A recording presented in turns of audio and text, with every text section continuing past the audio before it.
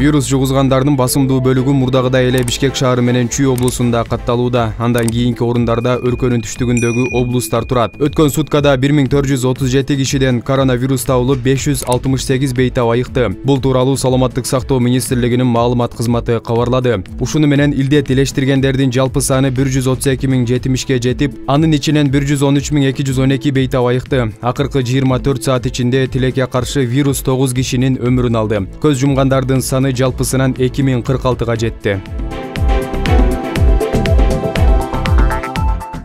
Бишкекте кошумча эмдөө түйүндөрү ачылууда. Маалыматка караганда, Космопарк, Ташырабад, Балдар дүйнөсү, Чынар, Соода, оюн-зоок жайларында жана Семетей мектебинде жалпысынан 9 эмдөө түйүнү уюштурулат. Мындан тышкары Борбор калаада 118 ыкчам кеңеш берүү кызматынын саны көбөйтүлөт. Учурда шаардагы 4 медициналык мекемеде 12 линия иштеп жаткан болсо, жакынкы күндөрү 20га жеткирилерин шаардык саламаттык сактоо департаменти маалымдады. 1-июлга карата Кыргызстанда коронавируска каршы 112 миңден ашык киши эмделди. Эмдөө өнөктүгү Кытай препаратынан тышкары Орусиянын Спутник V вакцинасы менен да жүрүп жатат. Өнөктүк Орусиянын Спутник V жана Кытайдын Sinopharm вакцинасы менен 29 мартта башталган. Жыйынды алып барган вице-спикер Нурбек Сыдыгалиев бүгүн эртең комитеттин отурумдары болоорун айтып, жыйынды жабык деп жарыялады. Эл өкүлдөрү Кыргызстандагы пандемияга байланыштуу оор кырдаалды эске алып, эмгек өргүүгө чыкпастан колдонуудагы мыйзамдарды конституцияга шайкеш келтирүү максатында жаңы мыйзамдарды кабыл алуу зарыл экенин белгилеп, кезексиз сессия чакыртууну сунушташкан. Натыйжада төрага Талант Мамытов 5-июлдан 30-июлга чейин жогорку кеңештин кезексиз сессиясына чакырган. Жалпы жыйындар шаршемби, бейшемби күндөрү өтмөкчү.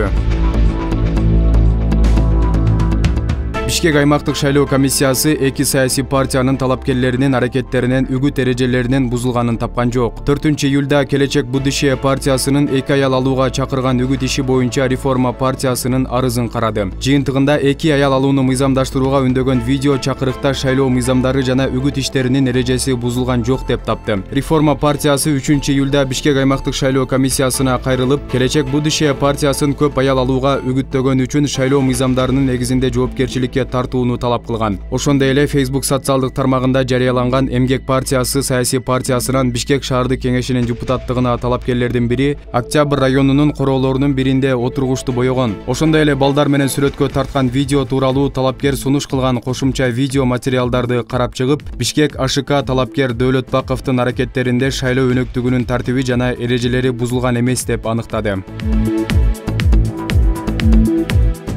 Өзгөчө кырдаалдар министрлиги Кыргызстанда 5-8 июлдарда күн адаттан тыш ысый турганын билдирди. Ага ылайык 6-июлга чейин абанын табы күндүз Чүй, Ош, Жалал Абад жана Баткен облустарынын өрөөндөрүндө 40, Таласта 38 градуска чейин жогорулашы мүмкүн. Ал эми 7-8 июлдарда абанын температурасы Чүй, Ош, Жалал Абад жана Баткенде 41, ал эми Таласта 39 градуска жетиши ыктымал. Министрлик мындай аба ырайынын кесепетин алдын алуу үчүн тиешелүү мекемелерге алдын ала маалымат таратылганын билдирди. Ошондой эле жарандарды СМС жалпыга маалымдоо каражаттары аркылуу сак болууга чакырган.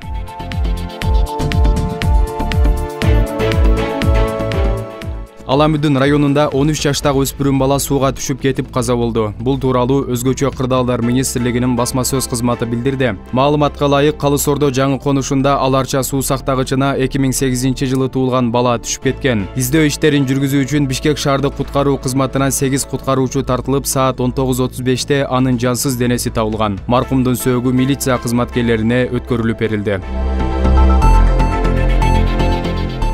Кыргызстандык дагы бир спортчу Олимп оюндарына жолдомо алды. Бул тууралуу Кыргызстандын күрөш федерациясы маалымдады. Балбан Аял Лазарев Болгарияда былтыркы таймашта индиялык балбанга жеңилген. Бирок андан кызытма колдонгону аныкталып, анын жолдомосу Лазаревке берилди. Эркин күрөш беттешинде кыргызстандык балбан Сумит Маликке биринчи айлампада жеңилип калган жана коло байге алган. Ушуну менен Токиодогу жалпы Олимп оюндарына жолдомо алган кыргызстандык спортчулардын саны 17ге жетти. Олимпиада 23 июлдан 8 августка чейин өтөт. Мелдештер былтыр коронавирус пандемиясынын айынан 1 жылга жылган.